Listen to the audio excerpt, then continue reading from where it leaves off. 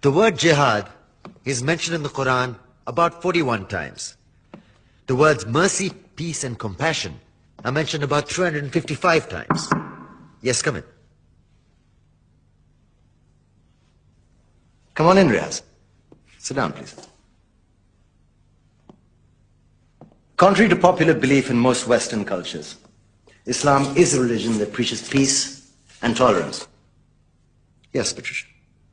If Islam truly is a religion that preaches peace, then how come the world's most troubled spots, the West Bank, Afghanistan, Pakistan, Iraq, they're all plagued with Islamic terrorism? Well, that depends on your definition of terrorism. Some might argue that the U.S. invasions of countries like Iraq and Afghanistan are also acts of terrorism. No, those were acts of war to get rid of despotic regimes. Or a means of getting at a country's oil. Conspiracy theories. Well, May I? Yes, please. Go ahead, Riaz. Mr. Khan is right. I mean, if we're talking about terrorists, the world's biggest terrorists are the white superpowers. Come on now. No, really, stop and think about it. Explain 9/11. Okay. Do you know how many people died in the Twin Towers strike? Around 3,000. And do you have any idea how many people died in the bombing of Afghanistan? Take a wild guess. More than 15,000 people died. And that's just conservative figures.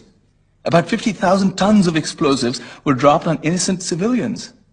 Men, women, children. Yeah, but that was because of the Taliban. Now that you brought it up, did you know that the Taliban was a creation of the CIA to fight the Russians? Whatever. They were still harboring terrorists. Yeah, right. Terrorists that were never found. Just like the weapons of mass destruction that were never found in Iraq. Do you want to get into the death toll in Iraq? 500,000 civilians and counting. And what do Britain and America say when they don't find these weapons? It's simple. They just say sorry. And still refuse to relinquish control of these countries. What are you trying to say? What I'm trying to say is that just because you're American, wear a fancy suit, and call yourself the president, doesn't make you any less of a terrorist.